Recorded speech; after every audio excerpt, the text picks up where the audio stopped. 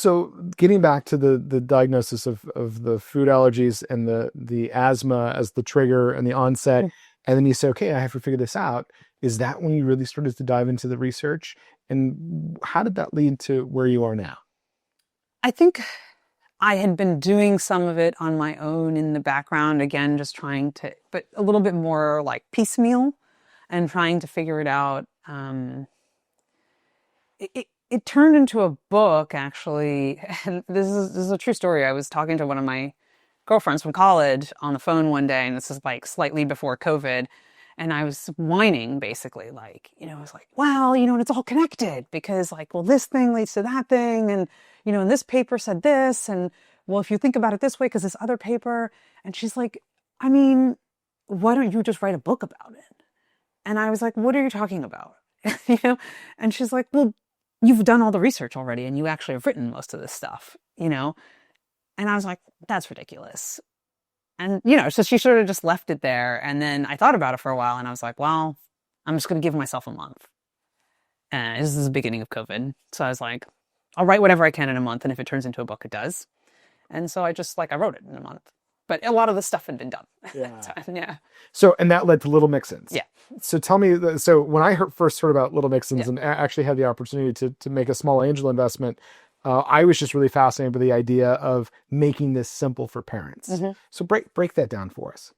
Well, there's so much going on. I mean, you have kids, there's so much going on when the baby's little and they're changing constantly and they eat a lot, right? Like many times a day. And then there's lots of diapers and everything else. But no baby food contains all these nuts. And even if you eat a diet that includes walnuts, like really the baby's supposed to be eating these foods every single week. And so it just adds a confusion. Like, did they eat cashew this week? Did they eat enough cashew this week? And you don't have to think about it if somebody just does it for you. The analogy I always use is that, one of the best success stories in the United States from a medical perspective has been the prenatal vitamin or folic acid, right? We give this to pregnant women and we just have broadly eradicated the issues that came from a lack of folic acid.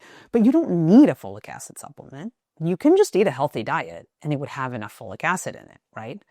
But nobody is really clear. I actually couldn't tell you, other than lots of spinach, what diet would have the folic acid. And so we just say, well, here's the folic acid. Take it. Eat the diet, and then also take this folic acid. And then none of us have to ask the question or worry about it. And so that was the same thinking. It's like, why are we making this so demanding on parents? Right. If we could just say well, here's the amount of peanut the kid needs. Okay. Use that every week. So let's put on our science caps and dive into the science a little bit more. So if you think about Little Mixins, it's a product that you feed to your infant at a certain schedule. What's unique about that product?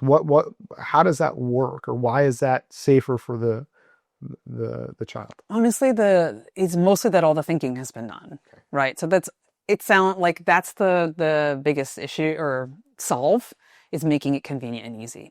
The other things that have been done are we take all the proteins and we make them shelf stable, right? And they won't go rancid. They won't, so then other issues that happen with nuts, if you try and keep them, and even nut flours will go bad. And nobody wants to give their kid botulism, right? So, or whatever other diseases. So, so we've taken that issue off the table by treating them in a specific way. So they also are swallow safe. So most nuts will choke a baby.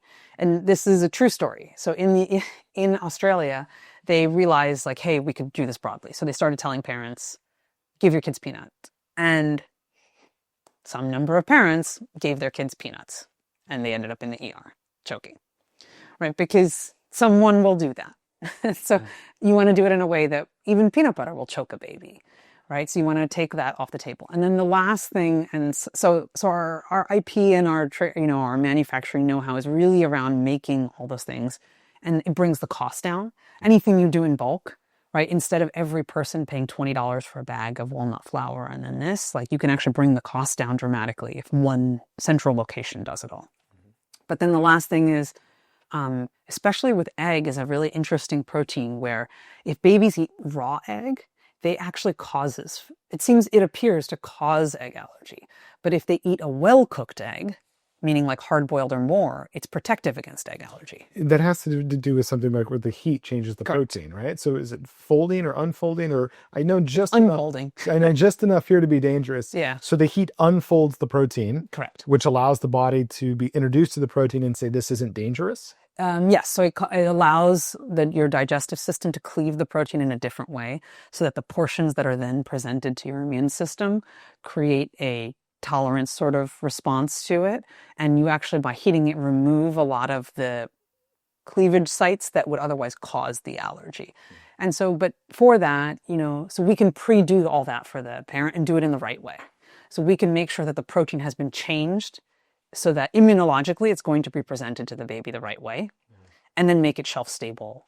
And so a lot of our products, like for peanut and egg, for example, it's a single purchase that lasts you 6 months of use. So you don't have to keep going back to the store. You don't have to keep doing things, right? We're just trying to do all of that science and just be like, don't worry about it. Yeah. So is there, it's a powder? Do you mix it like you would formula? No, we mix it into food. Food. You can put it into formula, but yeah, it's a supplement, right? So it's a dietary supplement, so it gets added to whatever else the baby's diet is at that time. Yeah, fascinating. What feedback are you getting from parents that go through that process? As you won't be surprised, we get the best feedback from parents who have an older child who has an allergy or and they will say, I do get emails from people just saying like, thank you so much. My kid is so far like allergy free, like this is life changing, like that kind of thing. Right. And so those are really gratifying. I think the challenge with preventive medicine in general, though, is that like nothing happens. Right. You do it right. Nothing happens. Exactly. Right. But it doesn't have that payoff. Right. If you were, trying to lose weight or something, and then you see the scale number go down, which is the opposite of like, I'm at a weight and I stayed at the weight, which is also a success, but doesn't feel like one sometimes. So, it's a bit of both, but I think, you definitely, anyone who knows.